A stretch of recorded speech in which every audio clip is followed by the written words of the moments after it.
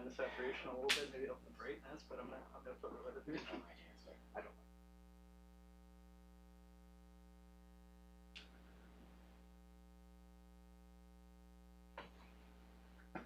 Shots. You made a joke. You can't win that. No, you can't.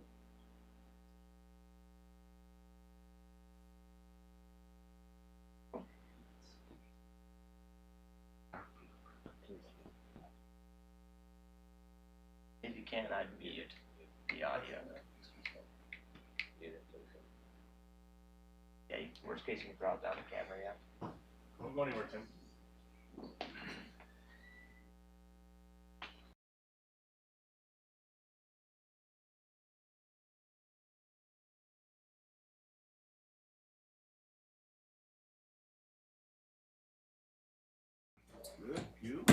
Good.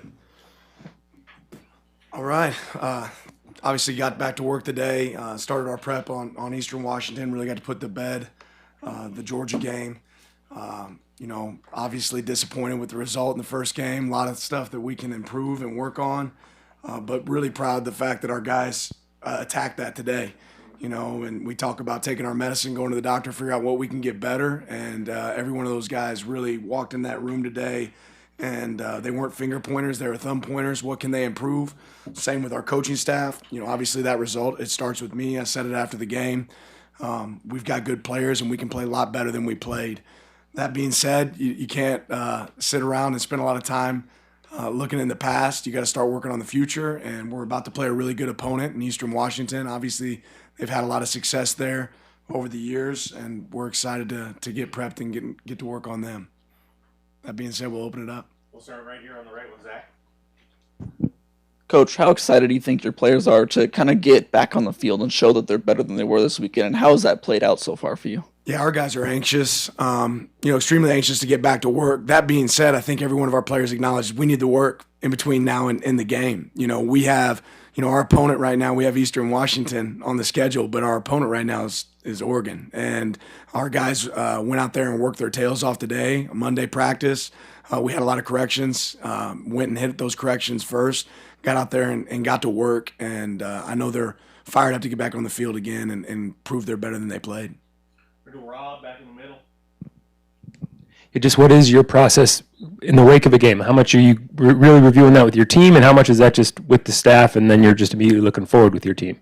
The process doesn't change based on the result. I think the process has to be really consistent. For us, we go back, we watch it with our players, but first we watch it with our staff. We do a quality control write-up of every piece of that trip, including the way travel went, how the hotel was, what our meal, the whole prep, we go and evaluate regardless of results. So it starts there.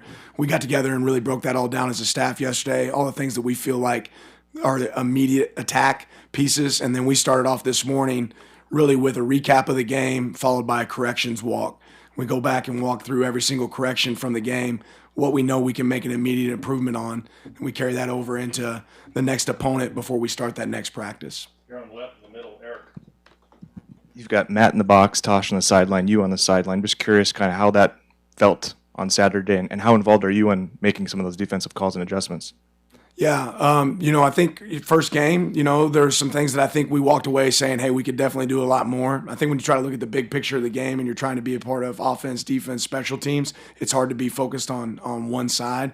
I think I can definitely do more there and help. But that being said, there's a lot more than just a call here or there that affected that game. I mean, we said game one was going to be decided based on takeaways, penalties, and tackling.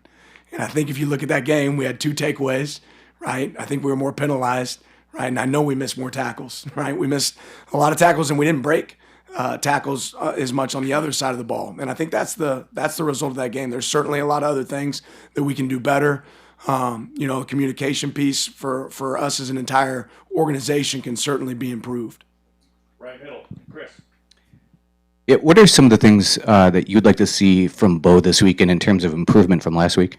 Not turning the ball over. Obviously that's a big piece. That's where it starts. Operate within the framework of the offense. You don't have to create any plays that aren't there for you to make. You just have to take the ones that are sitting in front of you. When he did that, we were effective at times on offense. when you operate outside the system, you know it's going to struggle at times. I think that'd be for anybody. Front left, James. Dan, who decides the running back personnel rotation? Is that a Carlos decision? And in terms of how the distribution and what the rotation was on Saturday, just what was the blueprint for where y'all saw that was successful before, having 4 and 5 guys have a handful of carries apiece? This was our first game, so I guess we haven't seen that work before in a game for us. But we talk about how we're going to play our players before every game. So we have a staff meeting where we sit down and talk about how things will be arranged, what it'll look like, how it'll play out. Been around a lot of good teams where several players were able to be successful carrying the ball. We've had that format at other places I've been at before as well. Obviously, we just didn't get in a great routine and finish, but we did run the ball successfully at times. We just have to continue to do that. Right here, second row, Jerry. Yeah, Coach. I assume the team and Duck fans were hoping against odds for an upset, and you guys were probably going there thinking that. Usually an upset happens when you outcoach or outplay a team, and you said you got outcoached and outplayed. Specifically, was there anything that Georgia did on offense that surprised you? I don't know about surprised. If you go back and you look at the game, it wasn't 40-yard, 50-yard explosive plays down the field. They really did a great job of what we kind of said post-game. On the perimeter, they were able to make successful completions for Stetson, and he operated that system really, really well. He knew where he was going with the ball. But a lot of those completions were early, and then they won on the edge, and we didn't. I think yards after contact were a huge piece, which means we got to do a better job of tackling. We got to do a better job fundamentally, and that's really where a lot of it starts. I think there are some ways that we can help our players by what we call they can help that. But I know for me personally, I'm self-reflecting on all the things that I can do better, and I think every player on our team, every coach is doing the exact same. Back left, Trevor. When a game like that happens against a team like Georgia that you know well, and clearly right now looks like they can contend for another playoff, obviously a lot of variables, but when that happens against a team like that, is part of the message to your team, now we know where we stand compared to the pinnacle of the sport, and now we know what we need to aspire to get to over the course of this season and even beyond that? I don't know if I spend a lot of time really talking about them. I will say this. I've been coaching for a while, and I've been a part of losses that are disheartening, that you're really disappointed in. And to me, it's all about the response, right? It's all about there's an event, how do you respond to it, and that's going to lead to your outcome. And I was a part of a situation last year where SEC championship game, I walked off the field, and I think a lot of us were really disheartened, right? But that being said, how you respond and the effect of that response is what really leads to success down the road. And Georgia's a complete team. I'll be impressed if there's a lot of teams that are better than that team out there in college football right now. They're certainly kicking on all cylinders. And I know talking to Coach Smart after the game, he reminded me of his first season when he was down 31-0 at halftime to Ole Miss and on an away game, and that's a part of it. But that's certainly not our goal. Our goal is to get better this week, today, next moment. You can't live in the past, but you're also not pointing at other teams. You're really looking at yourself and how you can improve. From right here, Zach. Coach, I mean this as a positive, but after the game, you seemed relatively upbeat and positive after when a lot of coaches would be outwardly frustrated. Is that just you, or is there a moment after the game where you have to kind of get your frustration out and put on a certain face to take the positivity to your team? Nobody's more frustrated than me, but I'm also more focused on outcome. And if I thought me acting angry and upset and frustrated was going to be a benefit to our team, then that's the approach I would take. I don't think that's a beneficial approach in that situation. It starts with me. Nobody's more frustrated than I am, and I certainly wasn't upbeat. That being said, we played a good team. They played really well, and we didn't. There's a lot to fix. My approach is always going to be best on how do I think I can get the best result from our players, and what do they need from me, right, as much as what do I need from them. Back left, Matt. You mentioned how Georgia won the edge, and you need to be better there. Obviously, teams are going to try and replicate that. Teams won't have as talented of a roster as Georgia does. But how do you fix that? How do you become better on the edge defensively? Yes, it started today with bubble drill, right? You recreate those exact same moments that happened in the game, and you try to recreate them in practice. And I think it's really clear that practice wasn't harder than the game was for us. The game was harder for us than practice. So we're trying to figure out how we can create those moments where practice is harder than the game, and we hadn't done that yet. So today we had bubble drill. Tomorrow we'll have mod bracket drill. We're going to add some elements where the ball's thrown on the edge. We got to go win on the perimeter, strike, disengage blocks, be the difference, or make blocks, right, to create those explosive plays. Middle, Rob. You mentioned the tackling, and it seemed just anecdotally that it got better in the second half. If you even agree with that, kind of, what did We you didn't do? tackle well, Rob. Yeah. We didn't tackle well in the first half. We didn't tackle well in the second half. I think pulling up the film today, sorry, I didn't mean to cut you off, but, pulling up the film today, I think our players said, yeah, I see what you mean. Right, and that's the one thing I'm proud of is every one of these guys say, okay, yeah, we definitely can get better at that. And we had players today reload reps and say, no, I need that again, coach. That wasn't good enough. I didn't do it to my standard. And to me, that's when you're going to have a chance to be successful is when the players are saying, no, I want to do that over with. That wasn't to my standard, because it's really about their standard. It's about our standard here at Oregon. In the middle, 247, Jared. Dan, you mentioned that you take a lot of blame for this and you want to see yourself and your staff improve. Just where specifically do you want to see yourself improve from this week or that week 1 game to this week 2 game?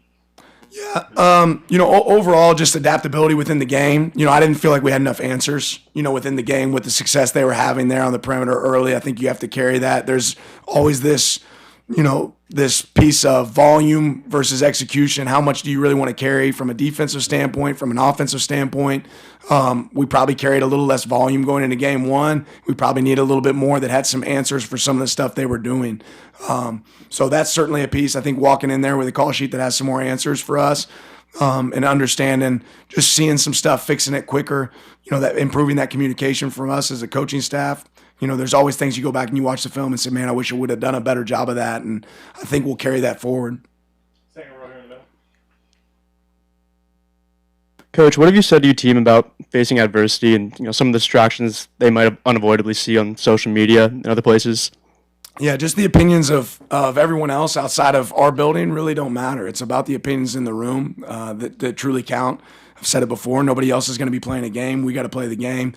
It always gets loudest when it's easiest, and it's really easy to be loud on social media today. You can't put a lot of stock in that because they're not going to play in a single game, right? We affect outcomes here, right? Our coaches, our players, we affect outcomes, not outside noise. So, they smile in your face, right? And we know what it's going to look like when it doesn't go right? The same thing's to be said when you win. You can't put too much stock in social media. You can't get your worth from those moments. So we certainly don't. Middle left, Eric. I think Bennett was saying it was a tough fall camp and hard on the body. Tough first game, hard on the body. How is everything physically with this team right now going into game 2? We're a little dinged up. I know you guys know we didn't get to play with Popo in this game. Unfortunately, it looks like he's going to be, I hate it for him, had a foot injury. It looks like he's going to be out for the season. So that's a big loss for us. He's going to be getting surgery. Hate to lose him because he's worked so hard to get back from injury. That being said, really still looking to lean on his leadership and those pieces. Had some guys that were dinged up today. Don't think it's going to affect their ability to perform on Saturdays. Outside of that, we're relatively healthy, but certainly had some bumps and bruises coming out of that game. Middle right, Chris. Yeah, in regards to the Eastern Washington game, what are you looking for on Saturday beyond a win, obviously, that would show you that the trajectory of this team is rising? Yeah, just execution. I think that goes on both sides of the ball. But we know they're a really good opponent. We know they're going to air it out and throw the ball over the yard offensively for them. They've had a lot of success. There's some continuity, there with their head coach. But I want to see our guys go play fast. I want to walk away and you say, okay, that offense has an identity, that defense has an identity in that game. And again, Eastern's an elite team, but we're really focused on us. I want to see those DNA traits show up within that game for us. Left, James. Dan Jalil played a lot in the second half. How do you evaluate his play? And since he was playing a lot of times in place of Quez was playing off coverage a lot, and that happened a lot of times when he played last year, got beat on it quite a few times on Saturday. Is that something you feel like you can correct with him, or do you feel like he's a better fit at safety potentially? I think every one of our players have things that they certainly can improve. And I know Triquez would tell you the exact same thing. I can't speak to how many times off or not off. It's probably a lot of that's based off the coverage we called, right? There's certain calls that will bail, play off. If a team's in a restricted formation, you're going to be off. But yeah, Jaleel is a guy that continues to get better and better in practice. I think he's going to have a role on this team. He's certainly going to put himself in position to help us. But every one of our players, has opportunities to improve. Not just Triquez, not just Jaleel. Every guy on our roster, we got a lot to clean up and address. Back left, Trevor. Hey, Coach, just beyond the missed tackles, and just correct me if I'm wrong on this, but it seemed like they were able to scheme up a lot of plays where it's like Darnell, Lad McConkey running free, and there's only one guy in the area to make the tackle. And let's be honest, they would break a lot of tackles in that situation. So what else was going on there? Was that schematically on their part, then able to get those kind of matchups in the open field? Was it positioning? What was happening there, and how do you fix that? Yeah, you talk about, in football, you're kind of robbing Peter to pay Paul at times, right? And if a team's going to be able to spread the ball out on the perimeter, you only have 11 players, right? So if they have one guy out on the perimeter to the left and one guy on the perimeter to the right, it's hard to have guys that can overlap. We got to be able to add some levels to our defense. I think that can help, right? Where you're not necessarily always in pressure situations or pouring up in the front. And we'll certainly do a better job of that. But having some more overlap helps. But if you take it out of the back end, that means you're loading up a little bit more in the front. Those guys are great guys at breaking tackles. We have to create more buddy tackle situations where there's going to be two guys involved on a tackle. And that probably involves playing a little bit more zone break on the ball at times. But they did a good job, of flushing guys out and pulling out your curl flat defender. Now your strong hook defender has to plus over, and your weak hook defender, the move the pocket plays they had, the perimeter plays they had, are going to create some of those one-on-one tackles. And sometimes you have to make them and win. Time for two more. Zach, you're on the right. Coach already spoke about Jaleel, but I think you had 4 true freshmen get in the game, especially Jordan James. I mean, what did you see from them through tape, and what did you see from them through fall camp that gave you the courage to kind of put them in the game and get some minutes? Yeah, I think what we always said that from the beginning is if you're good enough, you're old enough, right? We want to be able to incorporate guys that can help us. I think you saw some pregame jitters. We saw a lot of, we saw freshman mistakes. We saw that happened. But we also saw some guys that are resilient and tough and can play winning football for us, but have to be developed over time. So moments of growth, also some real moments of positivity and excitement. Last question, back left, Matt. Two-part question. Ryan Walk didn't play at all in the second half. Was that performance or injury? And then just your thoughts on Marcus and how he performed, because I think that was the most Marcus Harper had played in his career up until that moment, and how he handled that. Ryan got dinged. His knee got a little bit, banged up. That being said, I think he's going to be good to go, moving forward. He's still getting treatment, going through some pieces there. But Marcus has proven to be a reliable player for us through fall camp. He's earned the opportunity to certainly participate and help. And I think he carried that over on Saturday. Some moments of growth for him, some spots where he can certainly get better.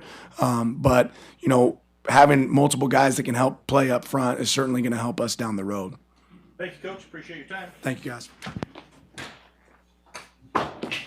Before you guys